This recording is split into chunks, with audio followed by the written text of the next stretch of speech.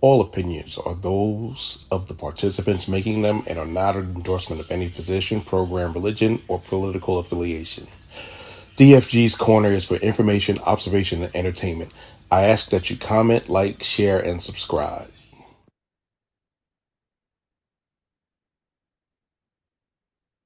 Good evening, good evening, good evening, ladies and gents.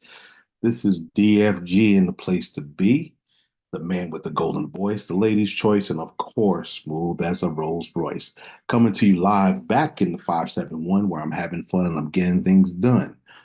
Today, I'm going to try to make it rain, ease your pains, and make sure that you get a gain. So, welcome to my show. As I said before, I'm here to share my thoughts. You never know what we're going to talk about, but I'm going to spill a couple of beans for the next couple of weeks. Next couple of weeks, I'm going to have an exciting young anime person, also in the manga. He's a young black man that's into creating manga, and I'm a blurred. Like, make no mistake, you see, blurred.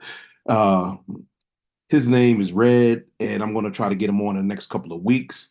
Stay tuned. It should be interesting. I'm also going to attempt to get a good friend of mine's, now Colonel retired Carl Mason. He has a daughter with special needs that's made it to college. I would like to interview him and his lovely wife, Christina, today or whenever I can. Just trying to work on those in a few weeks because I want to make sure that I'm helping the community. I don't like to put out trash, and I don't like to waste people's time. So I'm glad that you're here with me. If this is your first time, welcome, welcome, welcome. I am Dr. Feelgood, DFG for short. My brand is DFG because I make you feel good like a grown man should. Usually I have my two lovely co-hostesses with me. I say that, well, not only because we're related, but because they're nice people. My favorite girl, a chocolate pearl, and the one that's sweeter than Snapple, Miss Apple. They'll probably come on a little later. I'll probably invite them on a little later. If you wanna come in, I'm going to put the invite into the chat box on YouTube, and I'm also on Facebook. I'm also broadcasting on Facebook. So if you're on Facebook out there in Facebook land, help a brother out Come on. I'm trying to get to 10,000 subscribers before I get to before June. That's a lofty goal. So if you know people that want to have, if you know people who are about that life and trying to get to that right place, I ask that you like, subscribe, leave a comment, and everything else will come through. So I'm just trying to make sure that y'all are well versed, and I'm trying to keep things first. Just give me a second and I'll make it happen. Okay, nope, it's still acting a fool.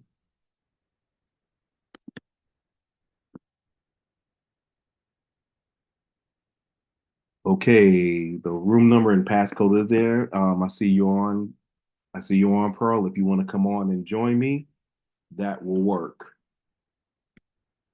Today, I'm talking mainly about when you into a relationship and you want to make sure that you're not getting played, what do you expect back in a relationship? Is it a one-way? Is it a two-way? How are you feeling about that? Well, let me tell you about how I feel. You can only go but so far with the relationship. And before you start questioning whether it's good, whether it's bad, how you're going to live and what's going to be going on. Sometimes you're going to give 50%. Sometimes you're going to give 100%. Sometimes you can only manage 3%. But the idea is to keep straight and make sure that you're flying right. A lot of us, we get so much into what we want and what we need that we actually don't do what we need to do as far as be the best you can be, so your partner will understand, love, and admire you, be able to bring you peace and support you. So those are things that we talk about a lot, but we don't always do it the way we should. So what I'm going to do is give me a second here, and I'm gonna bring up a Facebook post.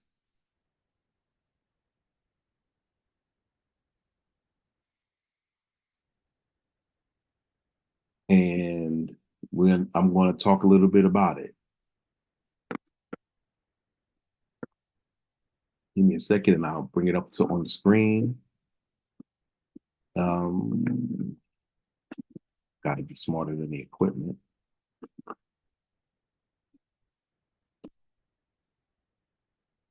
Here we go.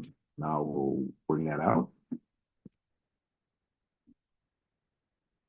What you see here is an artist who painted that of a black man, a melanated man, who's snorting the essence of a black woman up his nose. Now, the person who posted this said, chicks nowadays do stupid stuff, then look at you like this afterwards.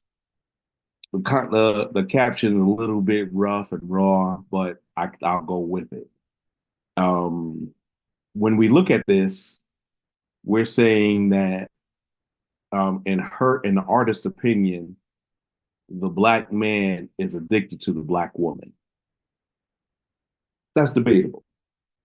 That's debatable. But when we talk about addiction, and trust me, I'm a survivor of parents who had addictions, and it's not something I'm proud of, but it's life. People have issues and people need help. People have demons that they need to beat. When I think of addiction, I don't ever think of it in a good way because you feel compelled to do something. When I see this picture, I look at it as someone who can't get enough of the woman, not only her essence, but her whole being. And he just wants to get her all in, use her all up. And then once the high wears down, move on to the next one. I don't write the rules, I just follow them. But that's the way I look at it.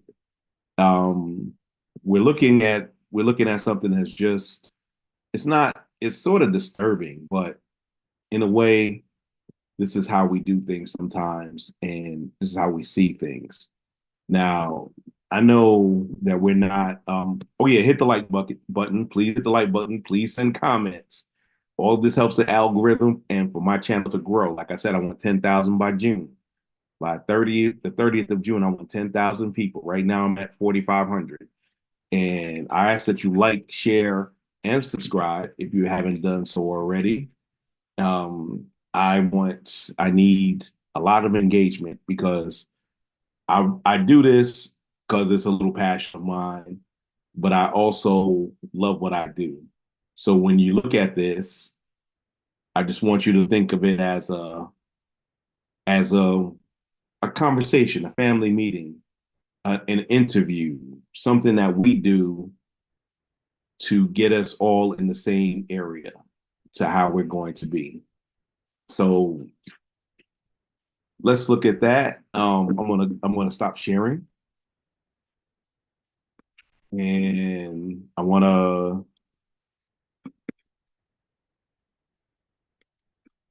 to keep us going. Like I said, I'm putting the link in the chat box. So if you wanna come on, just hit that.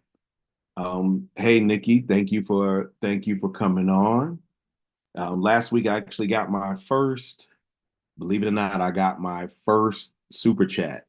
My lovely sister Farrah up there in northern New York, she hooked a brother up. I asked if you got, I got super chats. If you want to sponsor the show, just give me the largest super chat or PayPal. You'll get to see the next person. You gonna come on, Chocolate Pearl? Hit a one in the box if you gonna come on.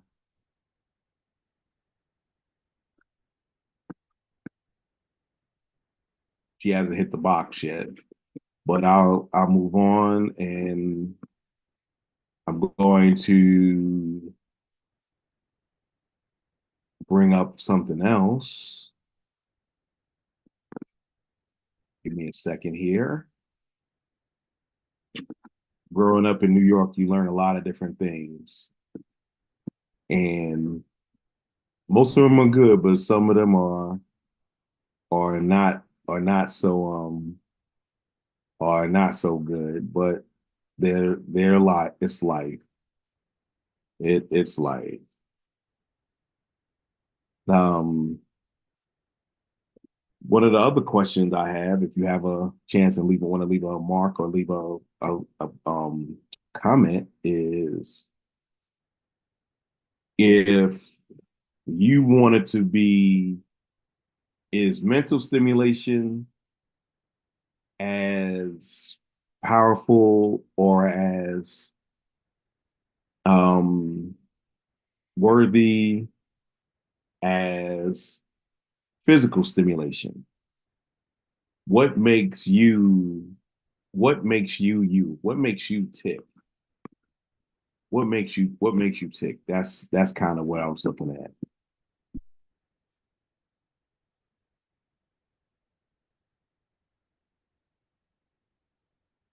So I'm looking at this, and I'm just trying to get to the right place.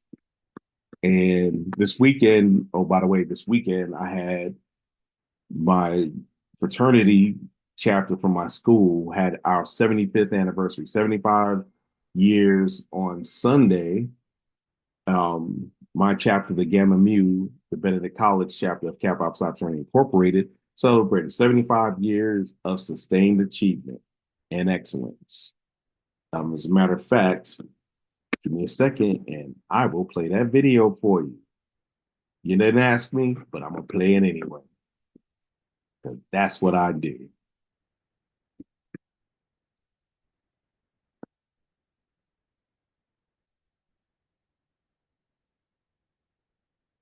And since it's mine, fair use, fair use.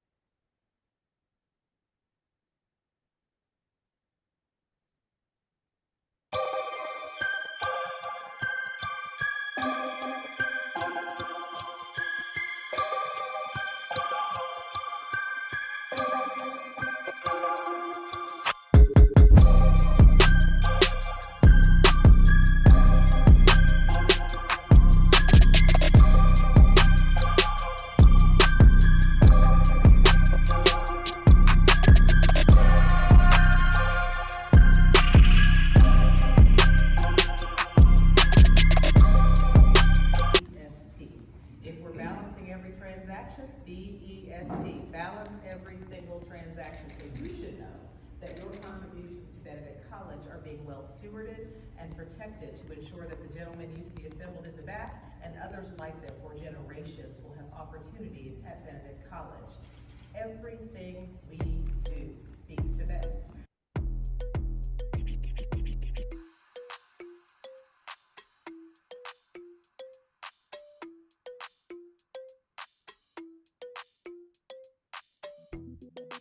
We're about the community service too.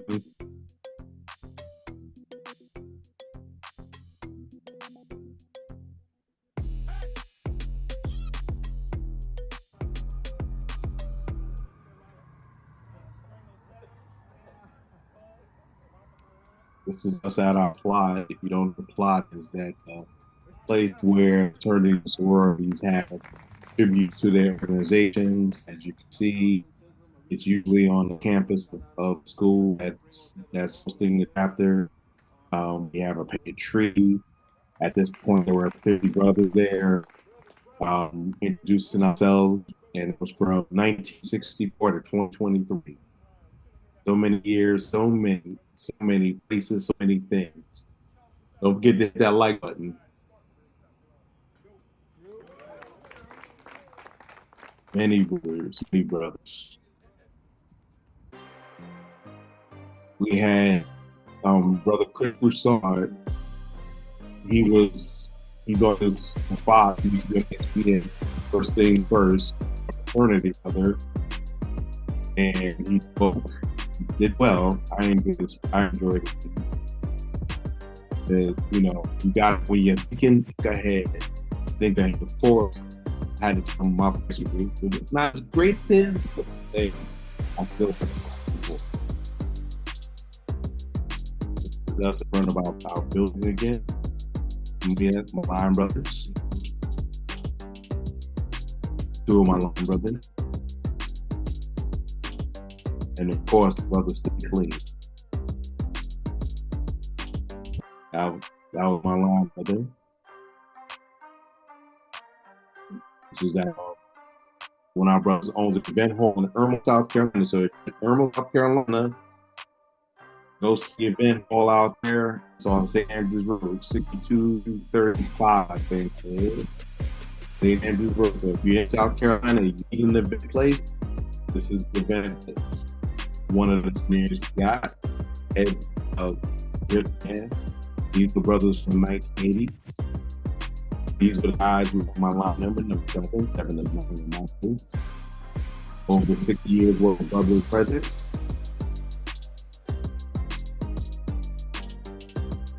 My other line brother, he's a corporate lawyer at and we just want to keep him.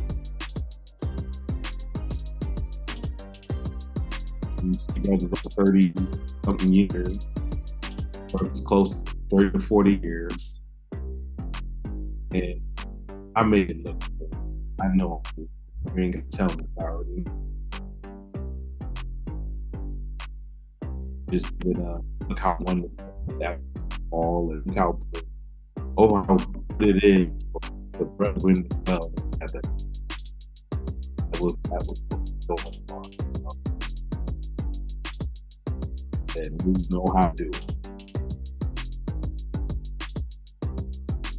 To my remaining 8 line brothers,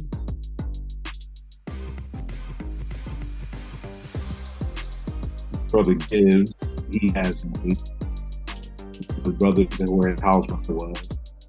The young Gibbs, our Brown, he's doing fine. He's doing good. As a man of God and as a brother of 𝐶𝐻 Psi, many of my attributes and things that I acquired to make me be the man that I am in life is because of being around the brothers of 𝐶𝐻 Psi Fraternity Incorporated.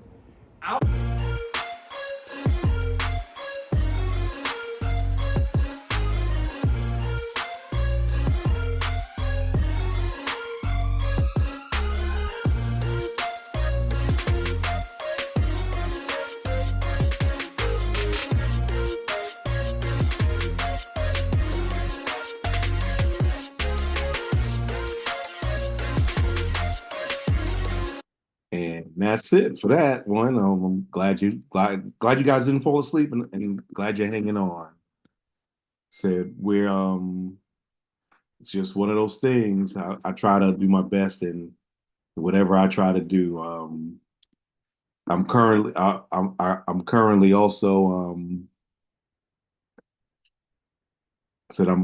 also doing that. I have a side business, not a side hustle, it's a side passion of mine to do to be a videographer, put together presentations. I've done that. Don't forget to hit the like button. Don't forget to hit the like button and send it out to your friends. It's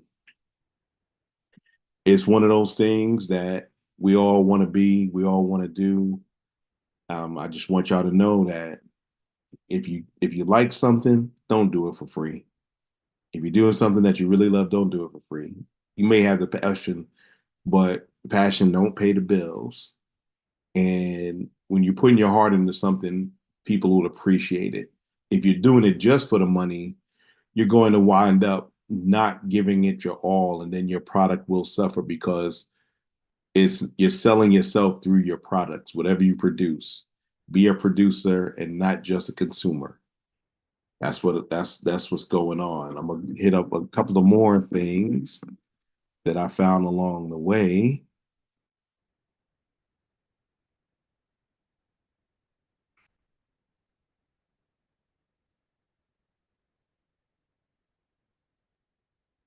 Here's a good one.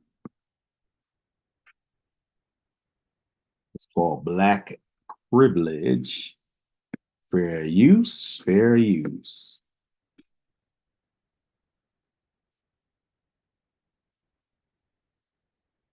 Okay, what is your favorite Black privilege? My favorite Black privilege is when you're in the store and you need help, there's always someone right there next to you. Always, from the minute you enter the door, there's someone who's gonna be following you in every aisle to make extra sure they help you. And then there's another person who just passes casually, looking at you from the side eye to make sure you don't need anyone to help you. Oh, I love it. Guys, being Black is a privilege. Ain't that the truth? Put a 1 in the box if you've been followed through the store. Put a 1 in the box if you've been followed through the store. As you see, they're just there to help, and they're there to they are there to enhance your shopping experience, especially if you're Black. So just think of them as helpful folks and ones that'll bring you help when you need it or if you don't need it. But I think everybody who has melanin has experienced blank whatever WB while Black, walking while Black, standing while Black, shopping while Black, driving while Black, learning while Black. A lot of times we are looked at as threats in systems that we enter, unless it's all of us, and then we kind of ease up a little bit, but for the most part, it's very challenging to navigate your way around the systems in place. I remember one time I was with my family and I was driving from El Paso, Texas to New York City. And at the time I was driving a minivan, had my wife and 3 kids in there, and it was about 11, 12 at night. And we got pulled over in Missouri, between Rolla, Missouri and St. Louis, Missouri, on Interstate 44. Get pulled over, my license, my registration. They said the first thing the police officer asked was, was the van mine? And this was 1997 or 1998. So my kids were little. And I was like, what do you mean, to myself? I'm like, what do you mean this is van mine? I said, yes, sir, the van is mine. Registration. I had the registration, license, insurance, the whole 9. He said he pulled me over because he couldn't see my license plate fully. That was not the reason, because there were people that were speeding by us. So it was one of those things. And I understood at the moment, no matter what, if I was a soldier serving my country with my family, that sometimes you're just going to be another Black person. That wasn't my Negro wake-up call, but it pretty much got me to understand what's going on in the country. Now, I'm not going to take it down as uncomfortable white people like to say, race baiting. I don't know what the heck that is. But overall, it's just one of those things that sometimes we have to eat that. Sometimes we just have to eat that, and hopefully we're not going to make it to where we're not, how can I put this? We're not too angry, because even if we change the tone of our voice, sometimes we're the angry black person, even though if you really think about it, in the history of this country, we do have the right. Trust me, we do have the right for not only our ancestors, but for our children, because the country is changing, in some ways for the better, in a lot of ways not. But you have to be active at your level. Local level politics is where the rubber meets the road. You might not be able to make change everywhere, but make change where you are. You have that power. And the individual voter has that power. The individual activist has that power. Be an activist for change. If you want something, you got to put yourself in a position to get it. I'm not saying do a January 6th style overthrowing the government. No, I'm not saying that, anything like that. But at your level, get involved in what's going on around you. Because if we can all make a little change, the change will eventually grow into big change. And then with the big change becomes a revolution instead of an evolution.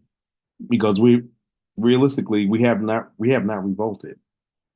We're looking at incremental and slow changes, but for some people, it's not fast enough. I just want y'all to know that we only have so much patience, and with this election cycle coming up, you cannot vote for Trump, you cannot vote for Biden, you cannot vote. But only thing I'm gonna say is, whatever we do, we're gonna, whether we vote or don't vote, we're gonna get what we get. And whether it's by hook or by crook, somebody's going in the White House on the 21st day of January of 2025. Let's hope that it's a person that has our interest in mind and our well-being in mind. Give me a second, and I'm gonna put up another video.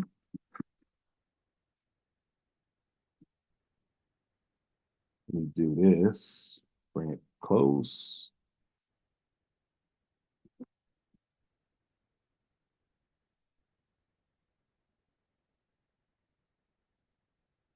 And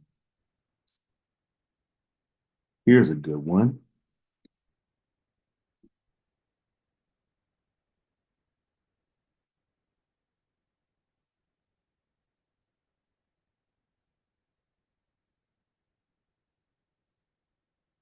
There wasn't very many black guys in my position.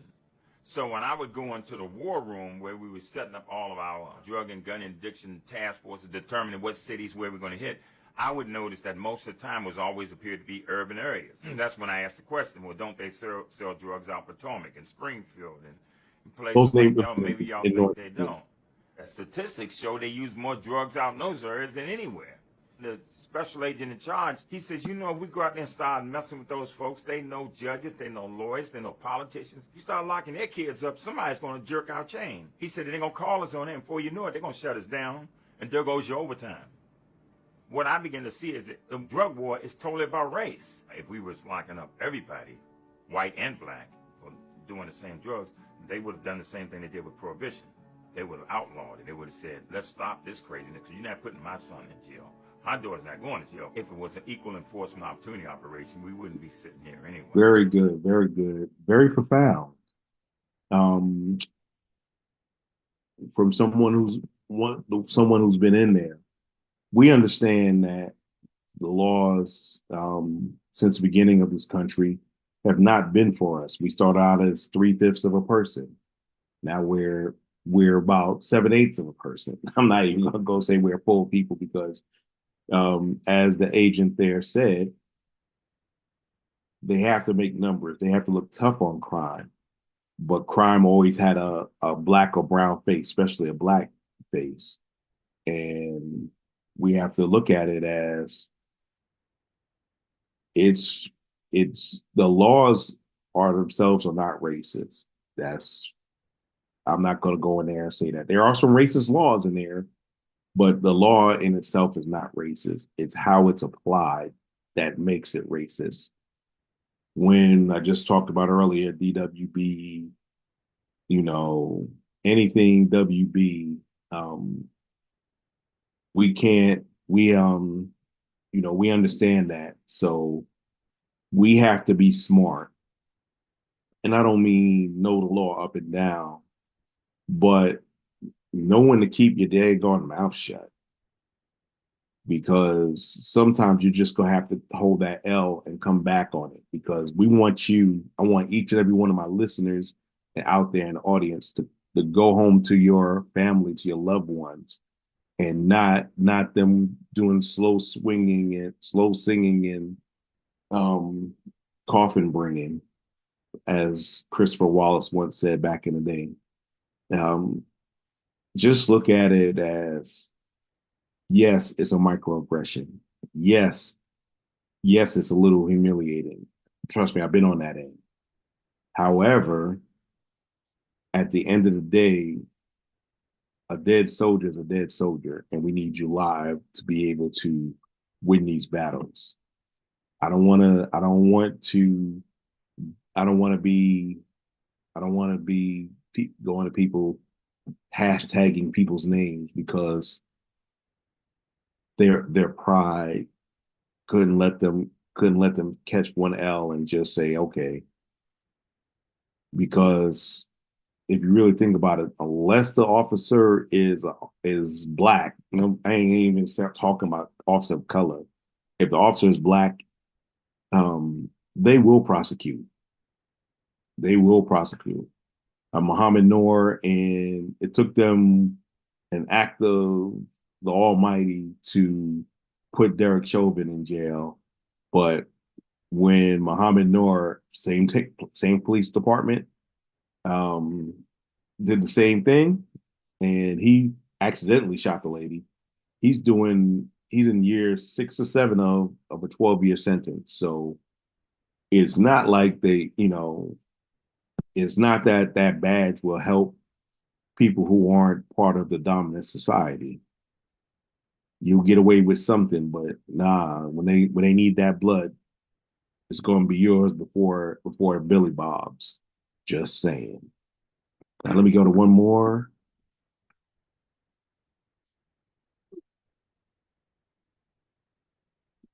And let me look at this one more time. One more game.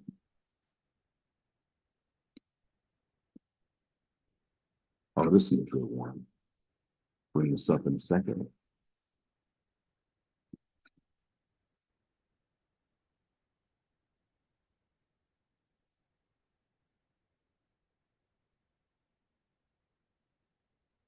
I'm also here to inform, Why do entertain. you say Europeans never created a civilization? Show me one. That's the only question I'm saying. Show me a European civilization. Rome was not a civilization. Greece was not a civilization. You don't know a day in the history of Greece where there wasn't a war. You don't know a day in the history of Rome and there wasn't a war. Those are not civilization. Those are death cults, war culture.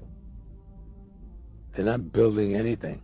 They're stealing from other people, borrowing from other people, and still carrying on this anti-human, anti-nature behavior of murdering, stealing to conquer and appropriate something that belonged to someone else that you could have gotten by just shaking their hands and making a deal. Why are white people so intimidated and threatened by black men, despite their claims that black men are inferior to them and incapable of the most basic tasks? Well, there's an easy answer to that question. Then no black men are superior to them. Put us on any playing field, be it physics or football, and we will win. Give us the same opportunities, and we will win. Because we come from a history of not trying to destroy and dominate the world, and you come from a history of trying to destroy and dominate the world. And that has become the culture of the white community. Now, that was profound.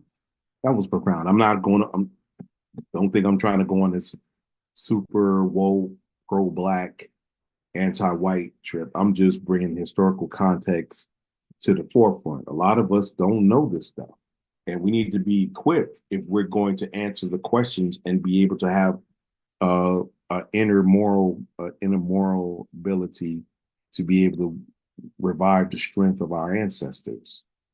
A lot of us were raised to be, lack of a better term, deferential white folks. And it started where whenever black people started saying we're not going to take it and we're just going to do our own thing, what usually happens? Same thing that's happening now. When we say we're going to take our ball and go home, there's always an overcorrection from those less melanated, less educated, and less talented. Because say what you want, every form of music that premiered in the United States since its founding, we invented. So that should tell you we've invented things, and we get, we don't always get our credit, but we know. But it's up to us, the people today, to tell stories of those who lost glory, who lost fame and fortune, who lost everything because somebody else saw them making money. So we got to stop giving away our stuff. We got to start keeping our stuff and working it. I'm not going to say work together, work in a common interest. I don't have to like you, but I will work with you, not for you. I will work with you so that we can get there as a unit. We don't always have to sing Kumbaya, because that's not reality, but we like to do what we need to do in order to be forward and to make sure that we move forward. There's so many times people are going backwards and forwards to try to be their best. And a lot of times we don't look at it as such. Like we don't look at it as such, and that's a problem. That's a problem with us.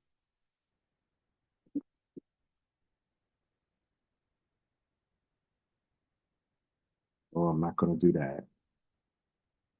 Okay, I can. Most dangerous boroughs of New York. Top 4, Manhattan. Manhattan is a famous borough of New York, known to be rather well attended. Fortunately, Manhattan is home to many public housing projects, but also extremely dangerous neighborhoods like Harlem.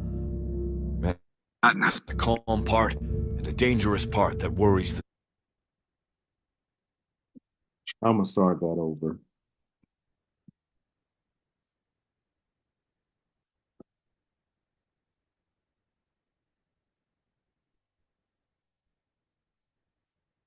Start that over.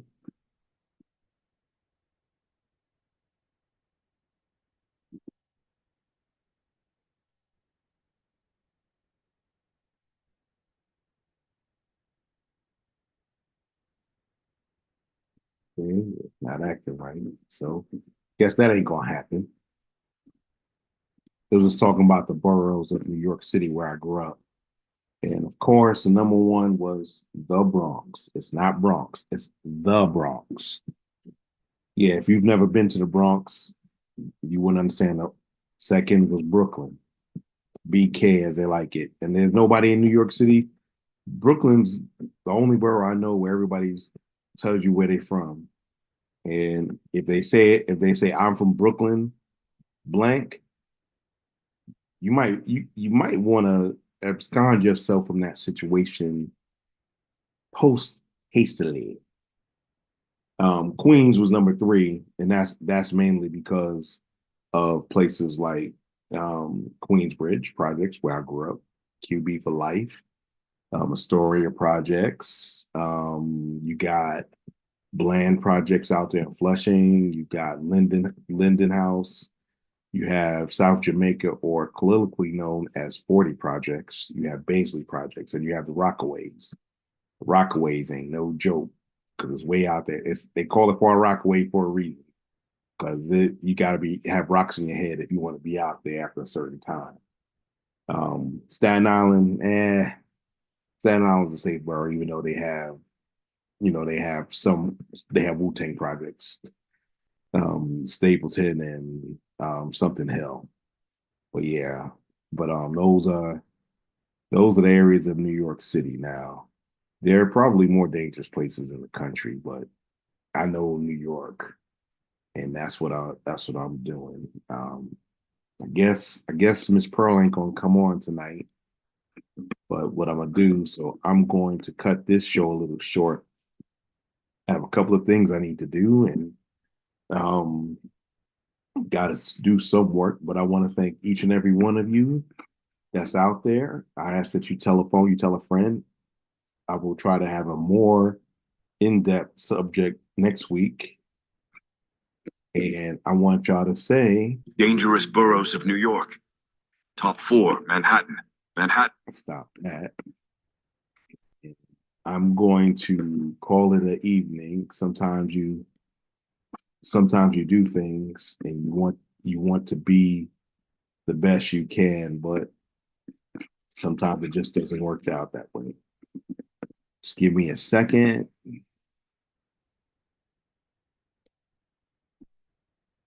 And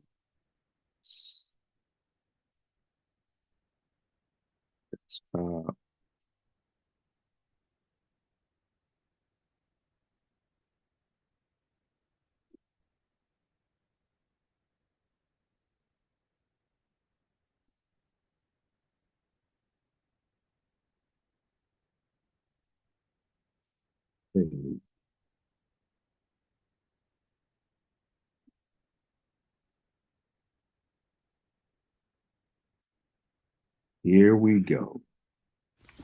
Thanks for watching. This is the man with the golden voice, the lady's choice, and of course, smooth as a Rolls Royce, saying, never make love by the garden gate, though love is blind, the neighbor's aim.